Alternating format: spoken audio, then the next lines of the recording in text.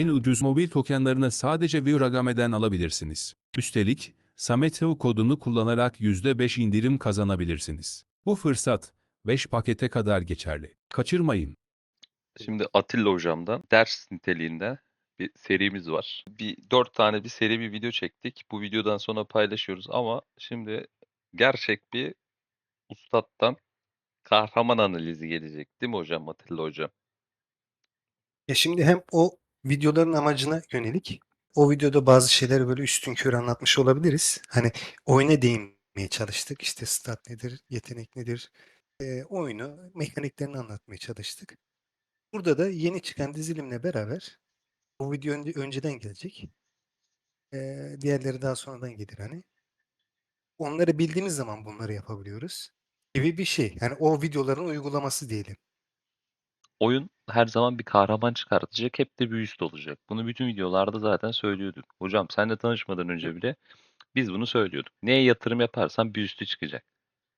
O yüzden neydi bizim abicim? Bizi izleyenler birikim tayfaydı. Harcama tayfamız Hı yoktu. hı. Herkes birikim ne olursa olsun. Sarı kafayı bir kafa bile basmıyoruz dedik. Hani bir kafamız bile harcanmıyor dedik. Valileri biriktiriyoruz Onu dedik. tabii o noktada şimdi sana şöyle bir o kişiler hani kendileri kendi sunucularında hani sunucudan sunucuya değişebilir.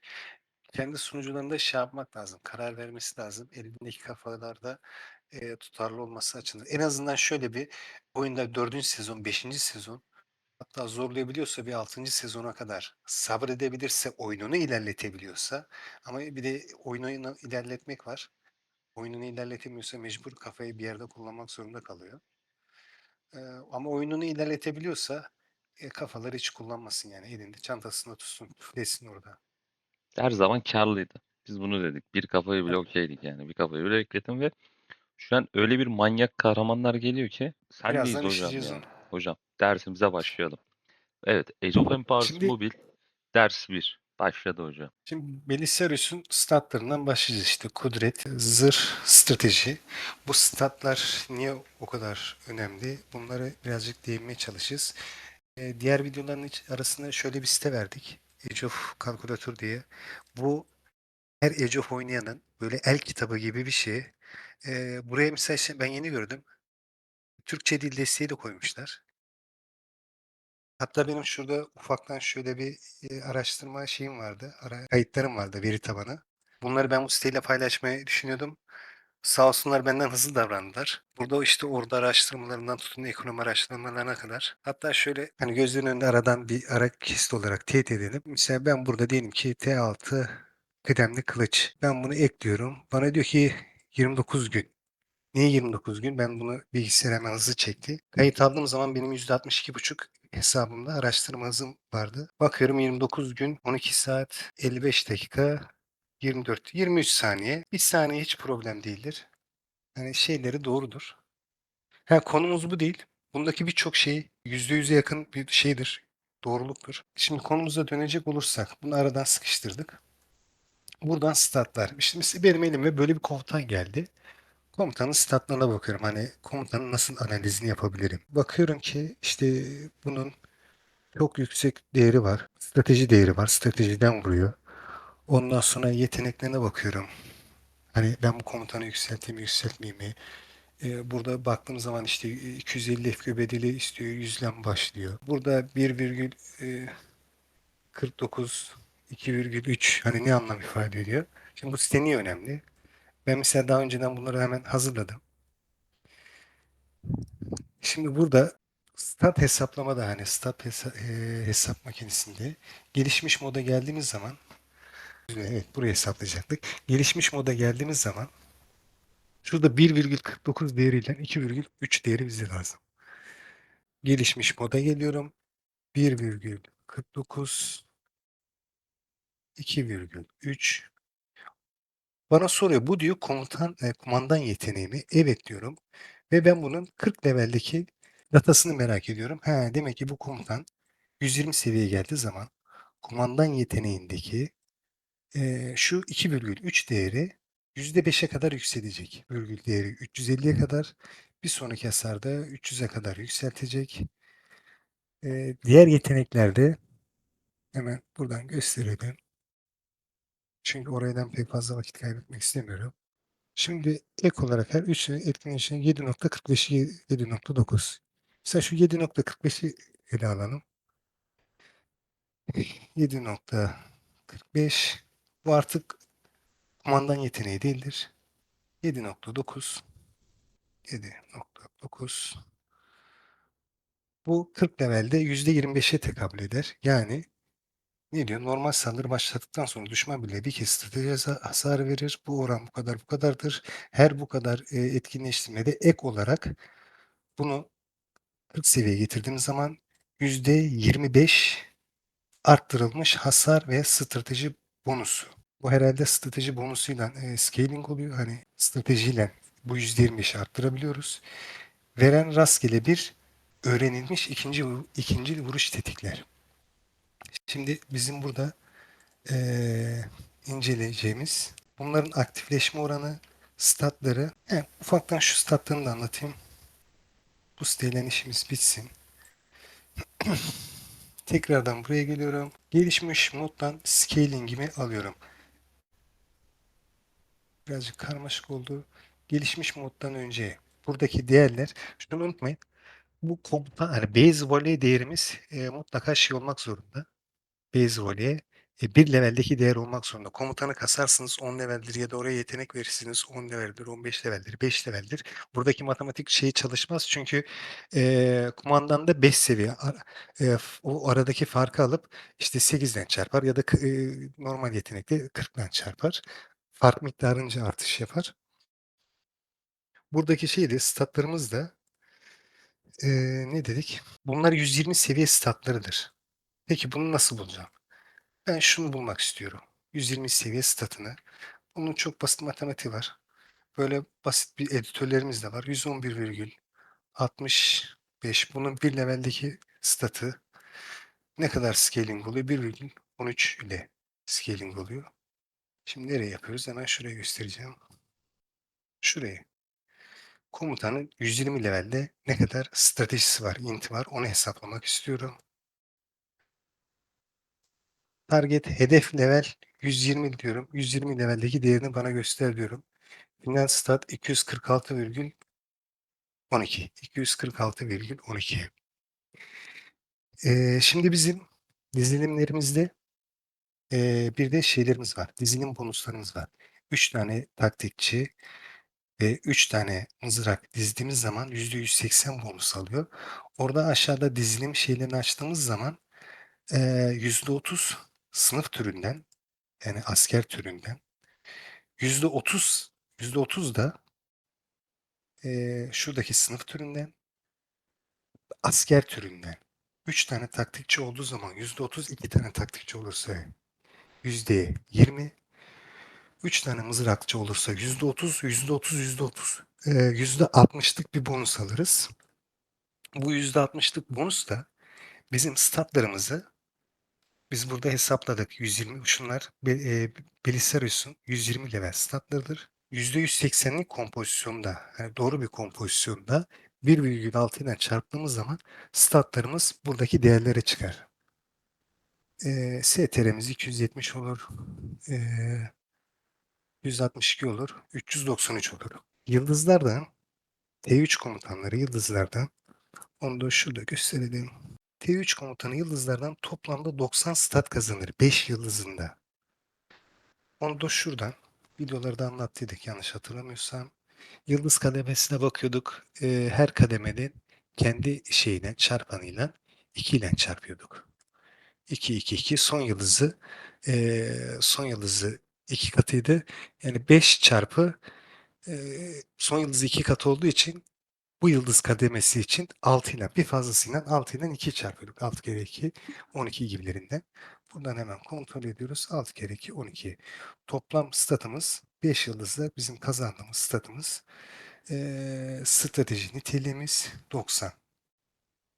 Şimdi damage sayfamıza geldik. Şimdi 90 yıldızlardan kazanıyoruz. 15'te ben bunun yetenek ağacını görmedim. Her yetenek ağacının dalında Bir tanesini pas geçiyoruz galiba. En üsttekini, evet. En üsttekini pas geçtiğimiz zaman geri kalan yetenek ağaçlarının dalında üçer tane strateji aldığımızı varsayıyoruz. Oradan da bize 15 strateji geliyor. 90 tane strateji yıldızlardan geliyor. Toplamda 105 stratejimiz oluyor. Bunu 1.6'lık kompozisyondaysa 168'lik değere tekabül eder. Bu 168'lik değerde buraya eklendiği zaman bizim, bu komutanın ismini hep unutuyorum, Belisarius'un stratejisi 561, oyun bunu 79'da bırakır. 561,79'da kalacak. Oyunda yanlış hatırlamıyorsam taşlardan ve yüzüklerden kazanılan statlar bu çarpanlara girmiyor. 1.6'lık çarpanlara girmiyor. Artı olarak geliyor üzerine. 561 çok yüksek şu an. Oyundaki galiba hatırladığım kadarıyla en yüksek, en uç stat değeri. Şeyi saymam. Arthur'u saymıyorum. Love'un yüksekliği, Love'dan sonra Richard geliyordu. Şimdi Belisarius'un en yüksekte zirveye oturuyor hasar vururken. Şimdi yavaş yavaş komutanımızın, hani stat mekaniğini anlattıktan sonra komutanımızın yeteneklerini inceledim. Kumandan yeteneğiyle başlıyoruz. Öndeki koni alanında bulunan en fazla 2 düşman birliğe strateji hasar verir. Ne kadar veriyormuş? %350 strateji hasar verir. Ve kahraman ikinci vuruş becerisinin etkinleştirme ihtimalini 6 saniyeliğine %5 arttırır. Burada bir imza ya da özelleştirilebilir, yani ikinci, üçüncü yetenek diye bir şartı koşmamış. İkinci vuruş sınıf tipi şartını koşmuş.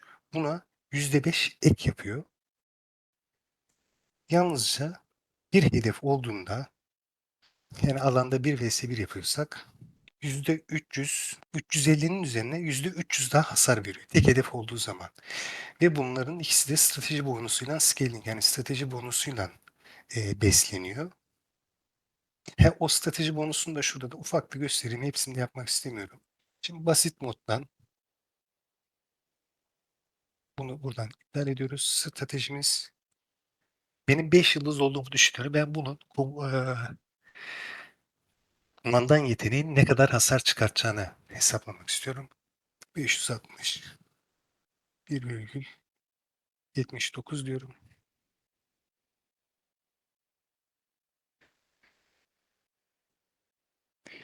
Tek bir stat'tan beslenecek, stratejiden beslenecek. Base hasarımız 350. Bunun çıkarmış olduğu sonuç hasar 939.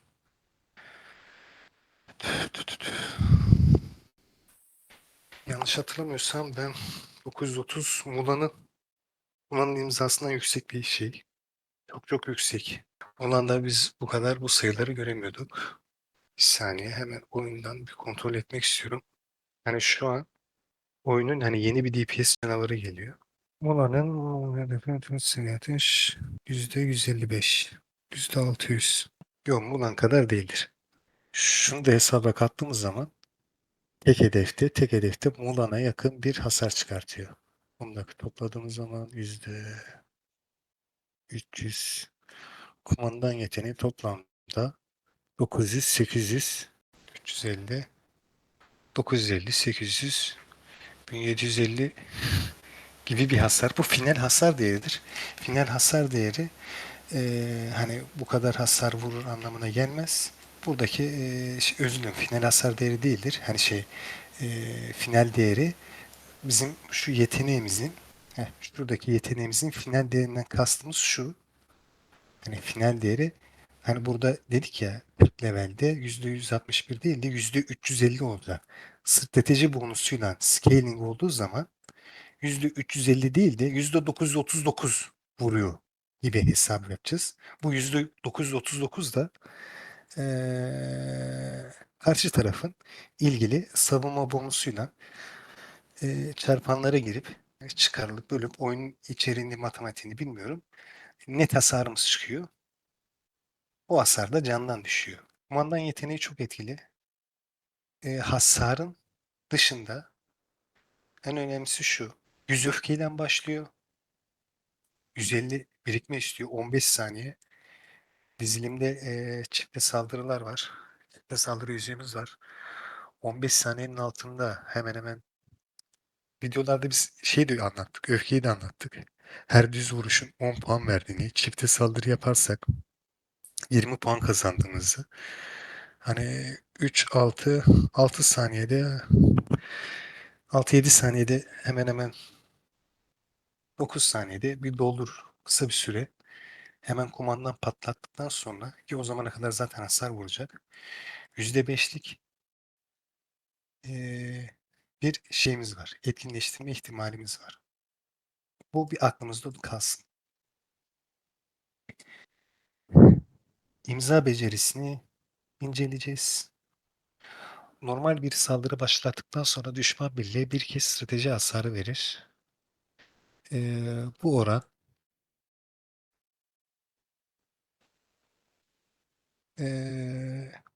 şuradan okuyayım. Şurayı birleştirerek okuyayım. Normal bir saldırı başlattıktan sonra düşman birliğe bir kez strateji hasarı verir. Hasar oranı 100. Strateji bonusu. Her 3 etkinleştirmede bir ek olarak %25 arttırılmış hasar strateji bonusu. Strateji bonusuyla scale olan. Yanlış anlamıyorsam. Veren rastgele bir öğrenilmiş ikincil vuruş becerisi tetikler. Şimdi hani hakikaten bozuk. %25. %25 strateji bonusuyla işlemede %25 arttırılmış strateji bonusu. 25 Hocam yani %67 arttırılmış hasar mı veriyor? Samet, ben bunu yanlış mı anlıyorum? yok da senin mikrofon bozuldu. 150'yi tartışıyorduk. Ha, yüzde şey mi? Hı hı. %25 şey yok. Strateji bonusu. Hani bu %25 galiba strateji bonusuyla scale mi oluyor? Hani her 3 etkinleştirmede bir ek olarak %25 arttırılmış hasar strateji bonusu veren rastgele öğrenilmiş ikinci vuruş becerisi tetikler. Yani çünkü bu strateji bonusuyla scale oluyorsa %25'i biz bunun kendi basic hatasız şeyini soktuğumuz zaman %67 yapar. Ya da bunun seçmiş olduğumuz ikinci vuruş beceri türüne bakılmaksızın, gerçi o da strateji verecek. Burası birazcık şey, çok kırık geldi bana. Ya da belki ben yanlış anlıyorumdur. Benim anladığım şey %67 her 3 etkinleştirilir. %67 fazladan hasar veren rastgele bir öğrenilmiş ikinci vuruş becerisi etkiler. Yani şunları tetikler diyor.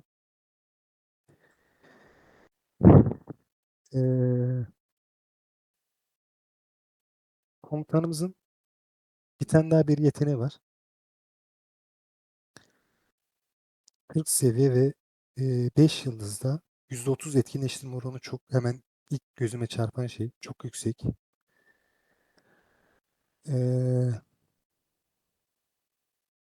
%300 hasar veriyor. Normal saldırı yaptıktan sonra düşman birliğe strateji hasarı verir. Bu hasar %300 strateji bonusu. Beceri her etkinleştirdiğinde %10 ilave hasar verir. En fazla 4 kez birikir. Bu ilave hasar buffunun bir süresi yok. 4 kez limiti var. %40'a kadar. Bu da çok fazla bir şey. %67 zaten elimizde vardı. %67 elimizde olduğumuzu düşünüyorum. Buraya da 40'ı not alıyorum.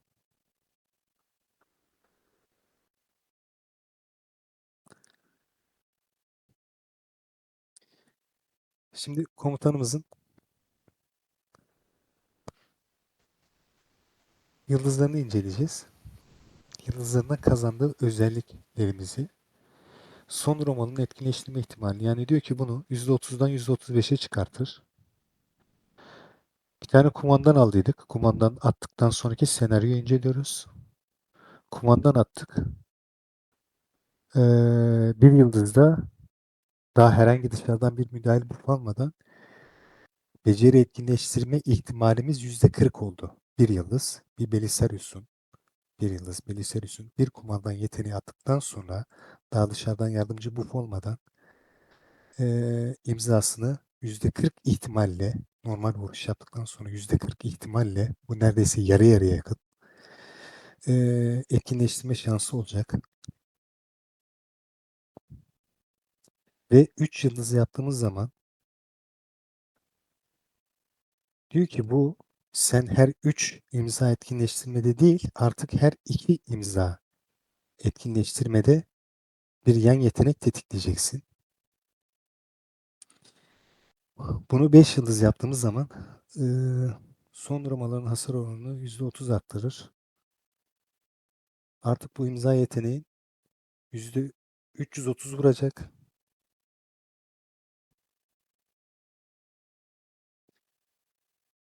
Beceri hasarını %10 arttırır. Biz bunu %5 olarak hesapladıydık. Bunu %35 yapacak. Ve arkadaki tablomuzda %35'ten scale ettiğimiz zaman %93. %94 diye hesaplamak istiyorum. Hani bu kısmı belki yanlış anlamış olabilirim. %94, %134'lük scaling olmuş. Hani steklenmiş, birikmiş. Hasar buff'ları birikmiş. İşte eee, bu şu yeteneğin 4 sefer etkinleştiğini düşünüyorum ki çok rahat etkinleşecektir. Çok çok rahat etkinleşecektir. Çünkü şöyle eee, bu komutanı mızrakta kullandığımız zaman sanki başka bir yeteneğe ihtiyacı yok gibi. Buna biz şaşalı muhafız takacağız. Şaşalı muhafızda başka bir mekanik çifte saldırıyı tercih edebiliriz. Şaşalı muhafızla beraber. Oyun içinde ben onun geçtiğimiz videolarda bir testini gösterdiydim. 4 saniyede Mulan 3 tane imza yeteneği etkinleştiriyor. Onun en büyük sebebi çifte saldırıydı. Ya çifte saldırıyla 2 sefer imzayı aktif etti. Ya da bir turda bunu 3 sefer aktif etti. Yani çifte saldırı ve şu yeteneğini bunu çok Kaptan Demir Toynak. Bu yetenek bunlara çok bu dizilimi çok kırık yapabilir. Çünkü kendi başına şu an %40 etkinleştirme ihtimali ve bir yıldızda şimdi bir yıldızını tekrar kontrol ediyorum. Diyor ki hatta buna şimdi bir yıldızını incelediğim zaman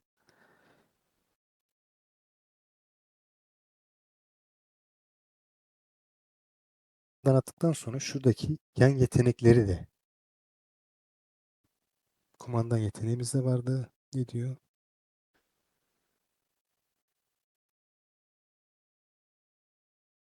Kumandan becerisi attıktan sonra ikinci vuruş beceri etkinleştirme ihtimali yani şunu da %35'e çıkartacak kumandan kullandıktan sonra. Şimdi bu dizilimde bir Ahsokamız var. Ben buraya sizler için 5 yıldız Ahsoka'nın final değerlerini yazdım. Bu kudretidir. Bu stratejisidir. Bunu şimdi bir tane yüzük vardı. Yılan yüzüyle ya da şey yüzüyle, aslan yüzüyle yüksek kazanmış. Yani bu birazcık fantezi. Zorladığımız zaman şuradaki değeri %22,5, %23'lere yaklaştırabiliyoruz. Ha bu değer ne değeridir? 5 yıldız Ahsoka'nın şuradaki statlarla 105 STR kudreti yıldızdan aldığı özür dilerim 90 kudreti yıldızdan aldığı 15 kudretini yetenek ağacından aldığı 15 stratejisini de yetenek ağacından aldığı zaman 513 kudreti ve 353 stratejisi oluyor. İkincil vuruş, Ahsoka'nın ikincil vuruş etkinleştirme ihtimali 5 yıldızda %6'dır. Diyor ki kumandanın o Ahsoka'nın vermiş olduğu buff'ları daha dizilime hesaplamıyorum bile. Kumandanın kumandanın ikincil vuruş beceri etkinleştirme ihtimalini 5 yıldızda %21 arttıracak. Bizim ihtimalimiz yüzde kaçtaydı? %40'lardaydı.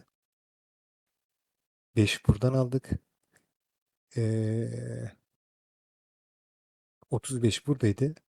%21 daha ekliyoruz. %61 ile plakayı bulup yüzde, kumandan turunda %61 ihtimalle kumandan attıktan sonra kendi turunda %61 ihtimalle imza yeteneğini çalıştıracak. Bunu kullanacak. Ondan sonra %61 ihtimalle şu yeteneği çalıştıracak. O yetenek çalıştığı zaman eğer yan yeteneklerde şey varsa çifte vuruş. Çifte vuruş yeteneği aktif bir yetenektir. Onu düz vuruşla tetikleyebilir. İkinci vuruş yeteneği de tetikleyebilir. Bu çifte vuruşu tetikleyebilir. Çifte vuruştan kazanmış olduğun çift vuruşta tekrardan bir imza yeteneği atma ihtimalim var. Bu yetenek ayrıca her iki tane etkinleştirdiğinde şimdi ben bunu çiftken bir sefer etkinleştim. Bir turda hem bunu iki sefer, bunu bir sefer vurduğu senaryolar var. Belisarius'un şu an kağıt üzerinde inceliyoruz. Yani şu yetenekle şu iki yeteneğin hatta bu yetenekleri de mesela steklenmiş olduğu zaman %94'lük bir hasar buff'umuz vardı. %40'lık bu yetenekten bir buff'umuz var. Ahsoka'nın da kumandanın imza yeteneğini buffluyor. %20, %40 kadar. Eğer meydanda bu arkadaşımız 1v2, 1v3 attığı zaman 1v4 attığı zaman hani tahmin ediyorum şöyle bir 22-24. saniyeden sonraki gelenlere çok farklı bir hoş geldin merasimi uygulayacak. Çünkü o zaman dizilim mızrakta Belisarius ve Ahsoka maksimum şiddetine, kuvvetine ulaşıyor. Ahsoka'nın yan yeteneklerini anlatmama gerek yok. Ahsoka hani dizilim hakikaten kendi başına çok kırık. Niye kırık? Şimdi Ahsoka'yı da konuştuğumuz zaman Ahsoka'da zafer küklemesi var. Zafer kütlesini de yükselttiğimiz zaman inanın e, şuradaki hani %50'lik çok hızlı gelecek. Şu %50'lik ilk kumandan şeyi çok hızlı gelecek. Şimdi mızrak diziliminde bir de Elizabeth ablamız var.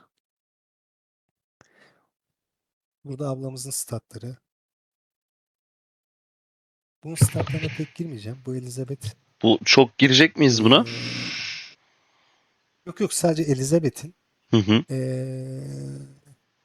dizilime ne katkısı hani o kadar şey olarak değil çünkü şunun herhalde yeterli olduğunu düşünüyorum. Yani Olarak ben de anlatımı. yeterli olduğunu düşünüyorum anlatımın. Evet. Yani dizilimde Elizabeth'in dizilimde ne yaptığını şöyle hızlı hızlı bir bakalım.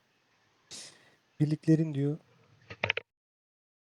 vesaire vesaire. Şu Elizabeth'le beraber asimilasyon diye bir mekanik geliyor oyuna. Bu oyunda hani lifesteal, can çalma da geçmiyor. Asimilasyon tam olarak bir açıklayıcı bir şey de değil. Diyor ki tüm birliklerin yenileme etkilerini geçersiz kılar. Hani can çalma lifesteal olsa nasıl birime dönüştüreceksin? Hani asimilasyon dediğimiz acaba hani karşı tarafın düşmanlarının mı hani vermiş olduğumuz hasarın bu oran %5'e kadar çıkıyor.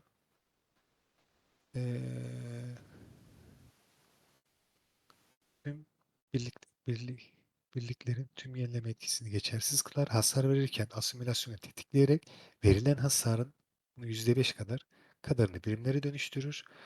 Tüm kahraman tüm kahramanın verdiği hasarın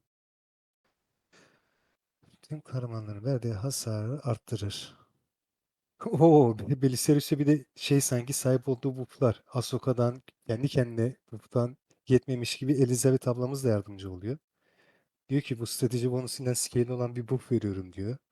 Al diyor sen az vuruyorsun biraz daha fazla vur. Senin hasarını ben beğenmiyorum dedi. Düşük kalıyor. Ne diyor? Bu hasarı diyor vururken kudret savunması veya strateji savunmasına bağlı olarak hangisi düşükse bağlı hesaplamak için bu herhalde %25 ihtimal oluyor. Şimdi şurada ne demek istiyor? Videonun en başlarında hani hasarı anlatırken, final hasarı anlatırken dedik ki final hasar bizim net hasarımız değildir. Buradaki final değeri. Final hasara ne zaman ulaşır? İlgili hasar tipi, hani strateji hasarsa karşı tarafın strateji bonusuyla işte çarpılır, çıkarılır, bölünür bir şey olur. Çıkan formül neticesinde çıkan rakam bizim net hasarımızdır. O da candan düşer. Ee, diyor ki %25 ihtimalle diyor. Şimdi şey yapalım. Bunu bir VS'lerle örnek verelim. Diyelim ki eee, bizim bu Belisarius abimiz Ramses abimizle VS'ye girsin.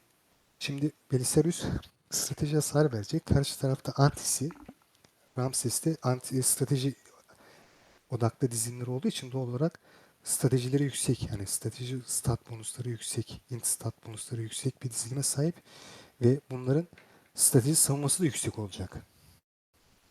Elizabeth'in burada oyun bozanlığı %25 ihtimalle diyor ki senin şu hesaplamış olduğun %900'lük, %300'lük hani hasar bulacaksın.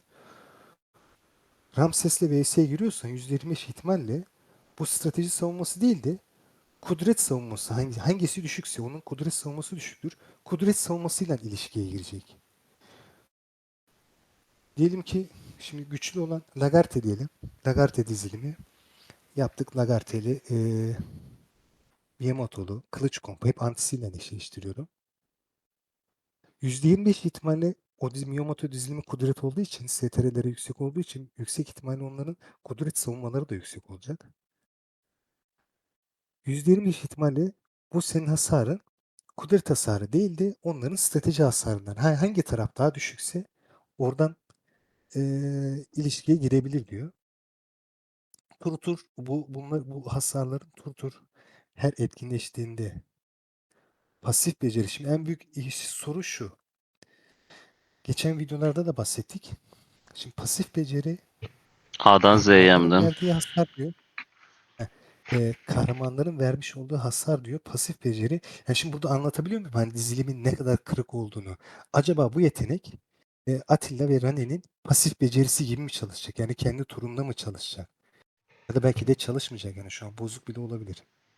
Yani çünkü oyunun kurallarında ben şu an bu yeteneği çalıştıramıyorum. Ya da çalıştırdığım zaman Yani dizilimi soruşturduk öldüremiyorum. da yani soruşturduk da bu olayı. Yani bak şey yaptığım zaman çalıştırdığım zaman dizilimi öldüremiyorum. Hani bu dizilim ölmüyor. Hı. Bu ablamızdan gelen bir tane daha bir yeteneği var. Yani sanki imza yeteneği yetmiyormuş gibi oyuna yeni bir yetenek daha geliyor. Birliklerin asimilasyonu tetiklendiğinde alınan hasarın %20 azaltır. Allah'tan bu sağa solu statla mutatla scaling olmuyor. %20'de kalıyor. Kumandanın verdiği hasarı bir saniyeliğine %5 arttırır. Yani bizim burada dünyalar kadar Ahsoka'dan işte ne bileyim onu %40 olarak yazıyorum. Kendi kendine scale oluyor. Buradan bir yerden bir %5 daha al dedik ya da imzasından almıştık. Kumandanın verdiği olduğu tüm hasarı 44 yedik. Bunu tam hatırlayamıyorum. Şuradaki oranı. Buradan da hani Elizabeth diyelim. Artı diyelim. Artı artı. Buradan da bir alıyor. E artı buradan da bir alıyor. Nasıl bir dizilim ortaya çıkacak gerçekten ben de merakla bekliyorum. Bunu Belisarius'u Hannibal'la da oynamak mümkün. Bunu da kendiniz sizlere bırakalım. Hani bunu da biz Yani yapmayalım. özgürlük. Ne kadar bir şeyler öğretebilmişiz. Hani burada 3 aşağı 5 yukarı şunun gibi bir tablo çıkartıp Hannibal'ın imza yeteneği %25'ti galiba. Hani Hannibal'ı önde kullanayım. Ahsoka %21 ihtimali Hannibal'a versin. Çünkü Hannibal'ın değerleri de göz ardı edilmeyecek kadar hasarı çok yüksek. En yüksek komutanlardan bir tanesi. Kumandan yeteneği 100-400 vuruyor. İmza yeteneği 370 vuruyor. Şimdi bununla kıyasladığım zaman bu sürekli nasıl diyeyim? Eee, Yetenekleri sanki yeteneklerinin cooldown'u bekleme süresi olmuyor. Çok seri yetenek atan bir şey gibi, komutan gibi. Çünkü yani benim tahminim Ramses'lerde güncel şu an hani testlerde Legarte'lerin imza tetiklenme sayılarını çok yüksek buluyoruz. Richard kıtasının uzun savaşlarda çok aşırı astronomik bir vs2 artılarda minimum bir vs2'lerde imzaların tetiklenme sayıları çok yüksek oluyor. Richard'ın değil özür dilerim. Boudica'nın Leon'dasın. Bunun da ayrı bir sayılar göreceğiz. Değişik bir sayılar göreceğiz. Hannibal'la da hani acaba Hannibal'ı mı önde kullanmalıyım? Ya da Belisarius'u mu önde kullanmalıyım? Öğrettiklerimizde siz de 3-5 bir şeyler yazarak çizerek kendiniz yapabilirsiniz. Herhalde benim değinmediğim bir konu kalmadı. Yok be hocam kalmadı. Samet senin eklemek istediğin bir şey var mı? Hocam ne ekleyebilirim ki buna? Hani eklenecek bir şey kalmadı hocam yani. Dersimiz hani bitti hocam. Bunu şey mi yapsak ya? Bir kitapçık olarak basak mı hocam bu videoları? Yok estağfurullah. Benim eklemek istediğim bir şey yok hocam. Vallahi ben de hani bir izleyici olarak aslında bu videoya katıldım. Hocam iyiydi ya. Dinleniyor yani. Oturup dinleniliyor yani. Öyle. Benim katacağım şey buydu. Sen ne diyorsun Takipte hocam? kalsınlar. Takipte var mı bir şey başka? Senin eklemek İzlemeye devam istediğin. etsinler. Bir de bunları Benim şey yaptık eklemek hocam. istediğim daha var. Ben şeyleri yaptım. O 4 videonun dublajını yapamadım ama alt çevirisini yaptım. 6 dile. Hı hı. Onlar çok anamı ağlattı. Buna da aynı Hı. şekilde yapacağım büyük ihtimal. Bu da benim anımı ağlatacak. Paylaşmış olacağım. Dedik Hı hı. gibi takipte kalsınlar hocam.